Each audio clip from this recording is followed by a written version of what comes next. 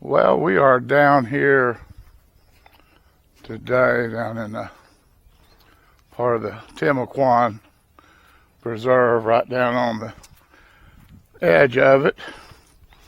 And this video is more of a afterthought than a forethought. It was not a planned trip. I went fishing with my nephew this morning, and we just left from down there. We caught a few fish. We didn't kill them today, but caught a few fish. And so this cemetery here is just on the side of the road on the way home. And this is Anderson Cemetery. Now, the Andersons are kin to me by marriage through my Aunt Florence. Now, she was my great Aunt Florence. She was my Granddaddy Davidson's eldest sister. He called her sis, and he had, I forget, five, six, maybe even seven sisters. I'd have to sit here and count them. There was 11, the kids in the family, 4 boys. So that would make it 7 sisters, I guess. Anyway, she was the oldest one. And she married Horace Anderson. And they lived down here on the creek. Not too far, 2.5, 3 miles from where we're at right now. But anyway, this is the Anderson family cemetery. She's buried down here with her first husband, Horace, and then her second husband's buried down here too. But I haven't been down here, and it's been a while. But it's not a big cemetery, and there's not a lot of people buried down here. But I thought I would come down and look. Sometimes you only find out people are still alive or not as if you go to the cemetery.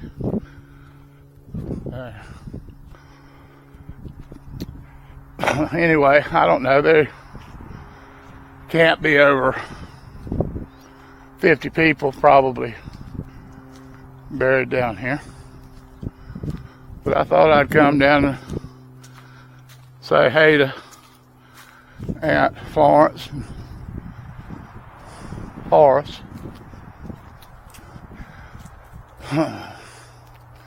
Anderson Family Cemetery.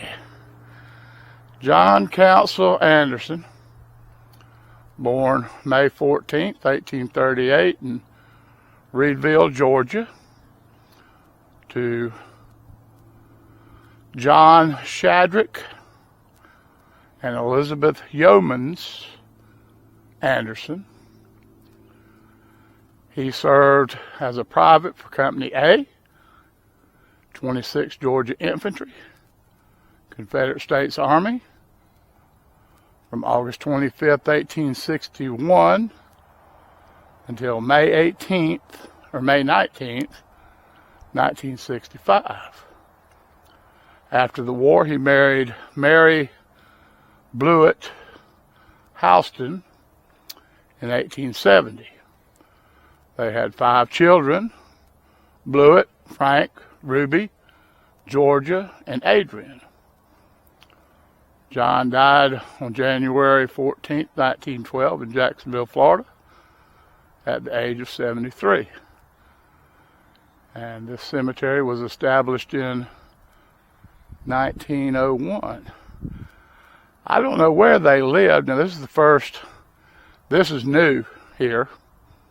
Like I say, it's been a little while since I've been down here, but this is new to me. All that information on that sign there is new to me. So I've learned a little bit more history today. Now,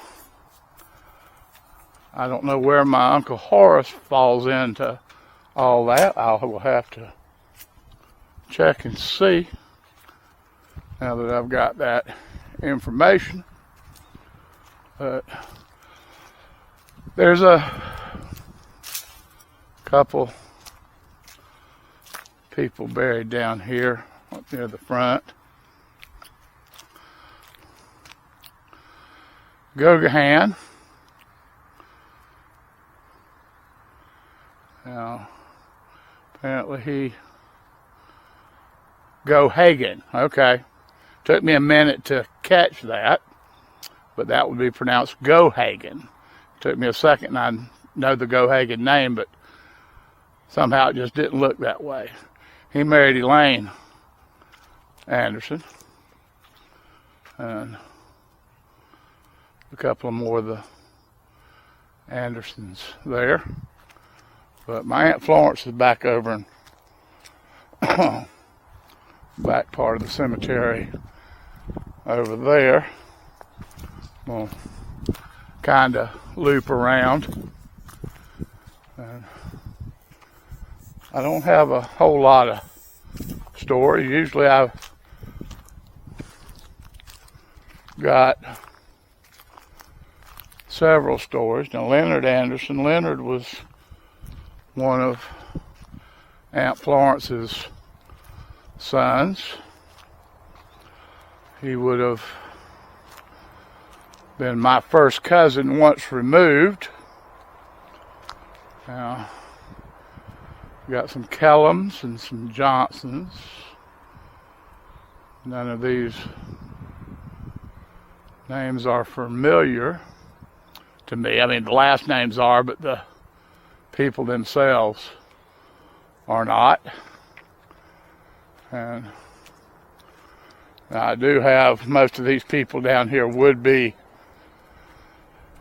cousins of some kind to me through the Anderson family. There's a Sharp. Somebody's built a really nice brick enclosure here. Smith family. Charles Smith and Sonia Smith. Leonard Smith. 1938 to 2020 and 1940 to 1977. So they would have been the generation ahead of me, my mama's generation. Now, Leonard Smith, 1962 to 2017, he'd have been closer to my age. I'm 5 years older than he would have been if he'd have still been around. But the name Leonard Smith doesn't ring a bell with me. Yeah.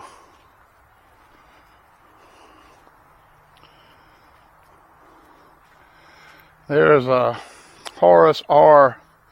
Sr. Now, this would have been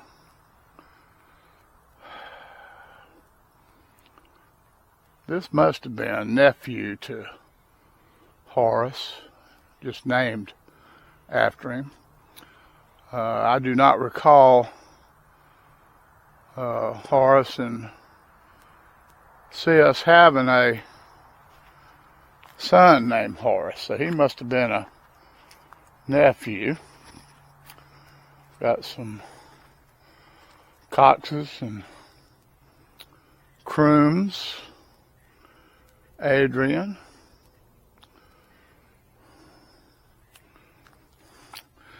Now you got me on this one. Schwabe, Schwab, could be Schwab with an E instead of the B ending. It's got an E at the end of it. Mary Anderson and Adrian Anderson. Now, 1879 to 1955 and 1961. I'm going to say that this would have either been the parents of Horace Anderson or an aunt and uncle to Horace. They are that age.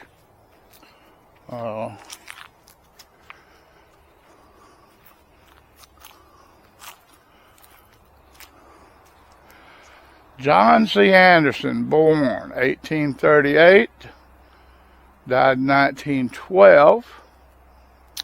Now this would have been the stone for the gentleman we just read about on the placard out front. That's a really nice stone they've got there. That's new. That has been installed since I was out here last.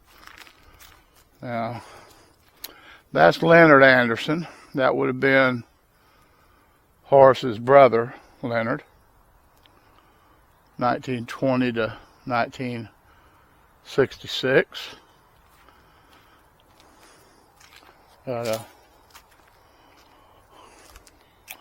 Georgia Hewing, daughter of J.C. and Mary B. Anderson, 1879 to 1901. Now, Linwood Anderson, 1935 to 2017. That would have been my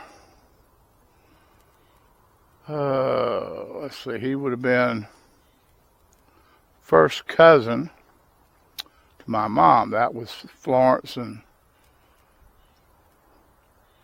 Horace's son. And I don't know whether y'all can see that on there or not, but there's a photograph on there that's been reproduced of a shrimp boat. The Andersons were river people. They made their living from the Atlantic Ocean and all of these creeks that are tributaries around here. Now,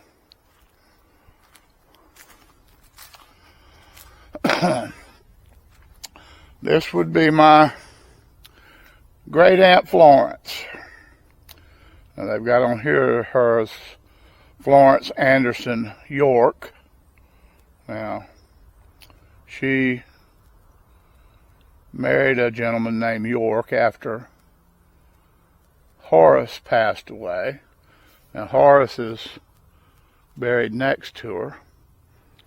I'm not sure exactly when Horace passed away, 1960 something, I can't read it. But Horace passed away when I was pretty young. I do remember when he passed away, but I just don't remember what year it is.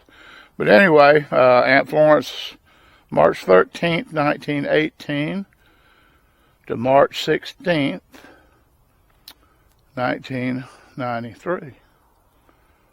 So she lived to be 75, almost exactly. She died 3 days after her birthday. Now, Horace and Sis lived in a little house on the river down there. And that house probably wasn't as big as most people's garage. Now, I'm going to break that story for just a minute or whatever. That's Ernest Lee York. Now, he was Aunt Florence's second husband. September 27, 1912 to July 27, 1984. He was a Tech 5 in the U.S. Army, World War II. Now, he was a good old boy. I didn't know a lot about him. I know he did come from up north somewhere. I want to say Pennsylvania or somewhere like that. Maybe even been New York, but he was from up around that area somewhere. But anyway, Aunt Florence and Horace lived in a small house on the river. And I loved my Aunt Florence to death. Now there's Uncle Olin Williams and Annie Louise, May 19th, 1911 to December of 2002. And Annie Louise, August of 1914 to April of 2002. Now that was my grandpa's cousin, Olin. And him and my granddaddy was good buddies, I'm going to tell you. Up until the time that, well, my grandfather passed away in 2001. In February, if I'm not mistaken, of 2001. Olin passed away the next December. But they were good buddies. After we stopped him from driving after an incident I'll tell you about, I took him down there about once a week. I'd take him down to see Uncle Olin. But anyway, Horace and Florence lived in a little tiny house that wasn't much bigger than most people's garage today. I don't know whether it was 1 bedroom or 2 bedroom. I don't remember that. I just remember that it was a small little house. It was about a half a dozen steps from the creek. You could almost fish out there front door. But my grandmother was a clean fanatic.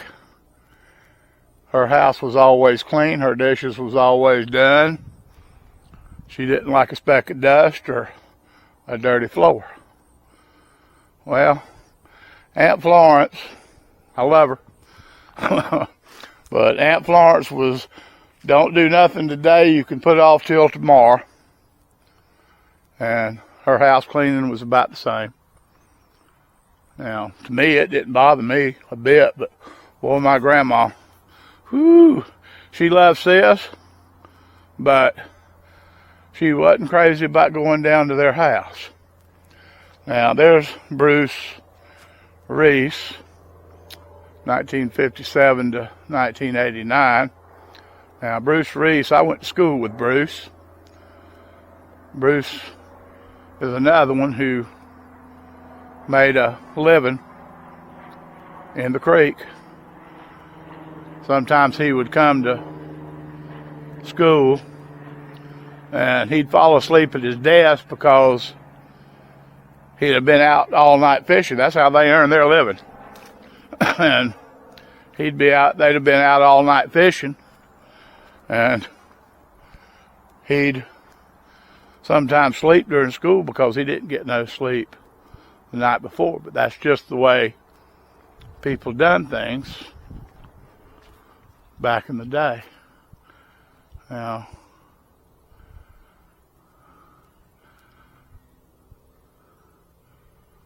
well,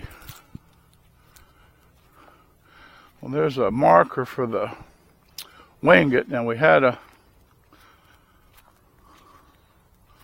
are several wingates here. I told y'all the story about the wingate row feud when I was Emmaus Cemetery, and I run into some Wingets over there. And that would have been Leonard. I don't know where Leonard's buried at. Be honest with you, I hadn't thought about Leonard in a while. But unless he's up front somewhere, he's not buried here. But that's all part of the Winget bunch with the Winget feud that I was talking about. Another bloody mess.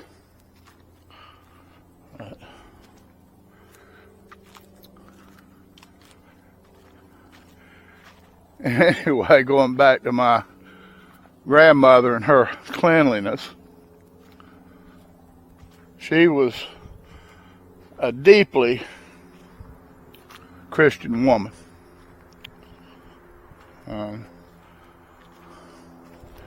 As Christian as she was,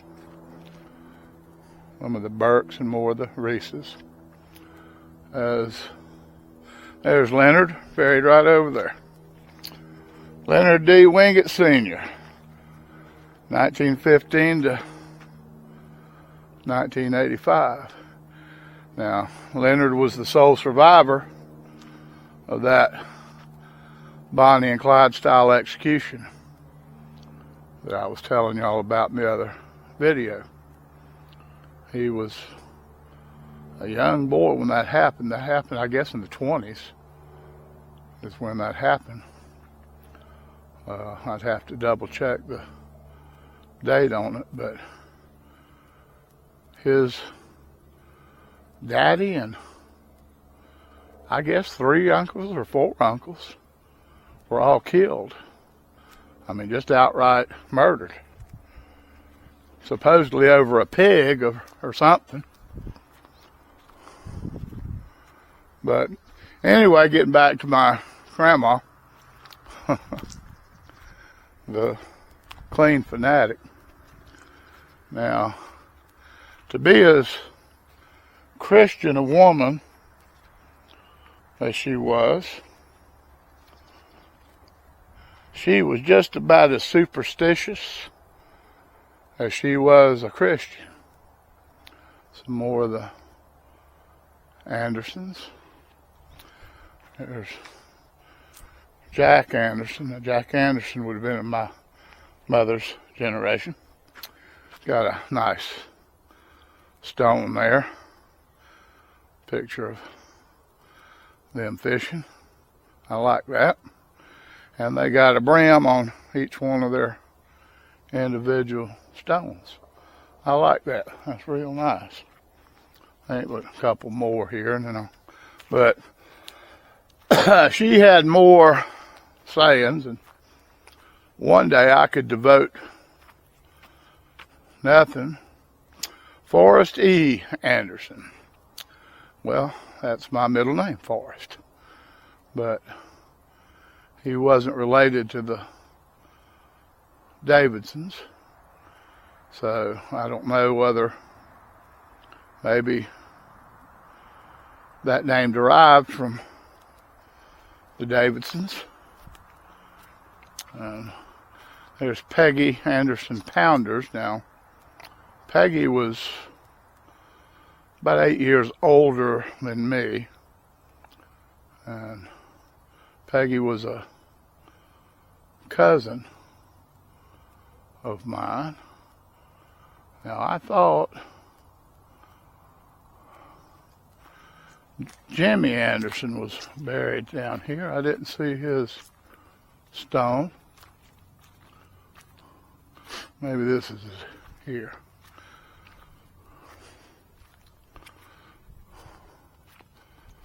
Yep, this would be it. James E. Anderson, June 21st, 1937 to March 13th, 2000. The last funeral I actually come to down here, I've been to the cemetery since then, but the last burial that I come to down here was for Jimmy Anderson. I brought my grandfather passed away a year later, but I brought him down here to the funeral, and his son Frank and I were real good friends. We went to school together. Frank joined the military.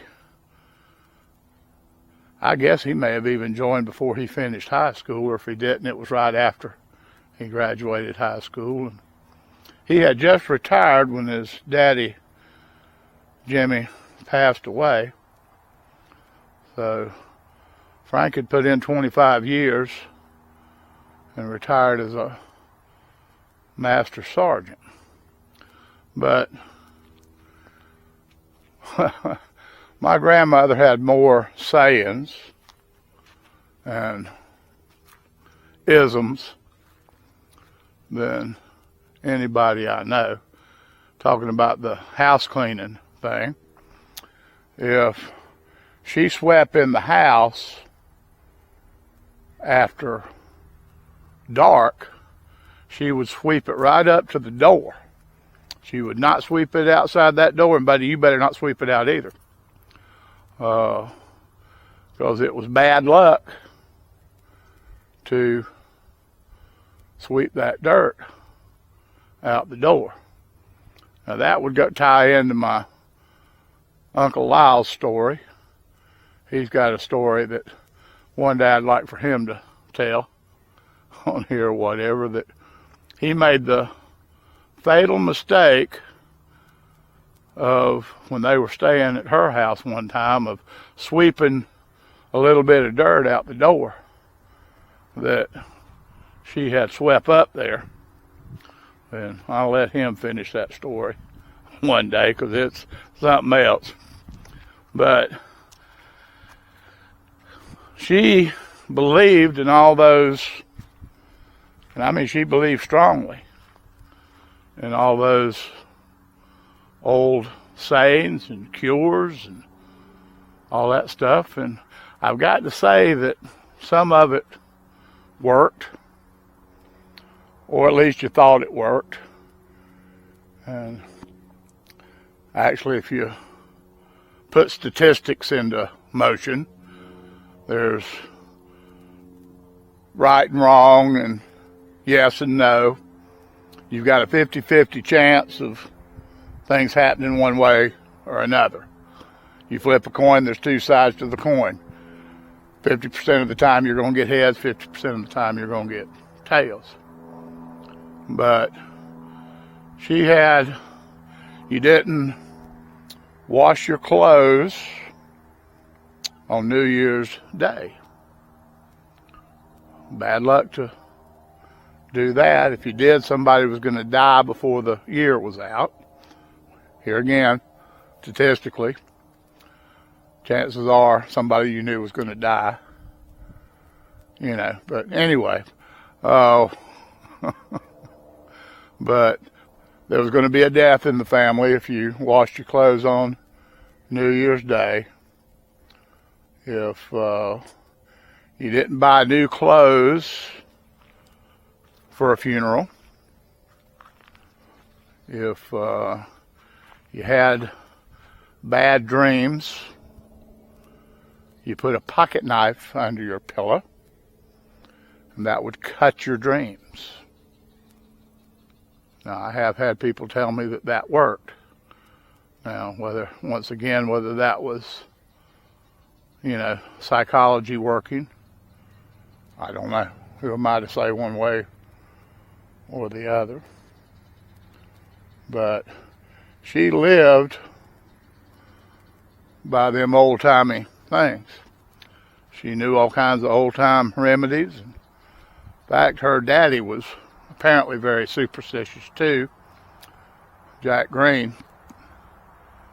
He wore a cologne called Hoyt's, Hoyts. You can find it today, but you have to order it. And I guess when I was probably about 25 years old, maybe, my grandmother had found a little bottle of it and give it to me. And It kind of smells like a variation of Old Spice, but it was a cologne that was used to bring good luck. But Grandma said that was the only cologne that he ever used was Hoyt's cologne, and he wore it for good luck. Now, Grandpa Jack, they claimed that, well, I'll tell that story. We're going to, like I said, there wasn't much here, and I'll tell Grandpa Jack's story on the way back down. It's a pretty good little walk down in here from the road. It's all closed off because of the preserve. And they ride horses and walking trails and all that kind of stuff or whatever. And they've kind of got this fenced off and fenced off and fenced off. So it's a pretty good little walk down here. You can't just drive down to it like you can most places. But anyway, with my Grandpa Jack, they claimed, like I say, he passed away before I was born, so I do not have first-hand knowledge of this. But they claimed that he could stop blood from flowing. If somebody cut themselves, he could stop the blood from gushing. And they claimed that he couldn't kill a pig or a cow, that he'd have to walk away while they done the actual slaughter, because if he looked at the wound, it would stop bleeding. Now, I've heard say that there was a verse out of the Bible, and I've heard several different things about how he done it, but I don't know. My mother claims that she seen it, and so did my granddaddy. And neither one of those are people, and my grandmother, but they're not people prone to tell an untruth. So, once again, one of those stories that, who knows, stranger than life. Whether it's fiction or not, I don't know. Once again, I know I say all these woods are beautiful, and they are. These are, most of it's virgin woods out here. It's just, unfortunately, civilization is creeping in. I'm glad the state has stepped in, and I don't know how many acres exactly they've bought out here and preserved, but it's a good thing, because right outside the borders of this preserve, they're building new houses right up to the edge of it.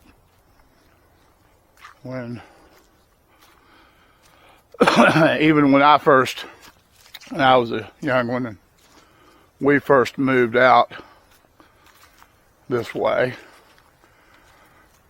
there was a lot of dirt roads, and roads like that trail right there were all over the place. And a lot of what are main roads now wasn't much more than graded roads. Then, of course, they started paving and roads and improving. But probably about 15 years ago or so, civilization started creeping in out here. And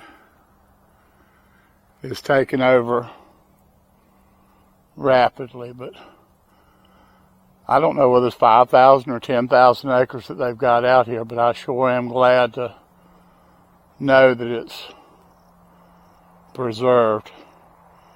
Otherwise, all of our wildlife habitat and everything's going to be gone. You used to see cottontail rabbits all the time. They were all over the place, especially just before dark or early in the morning. If you was riding down the road, you'd see them all over the place.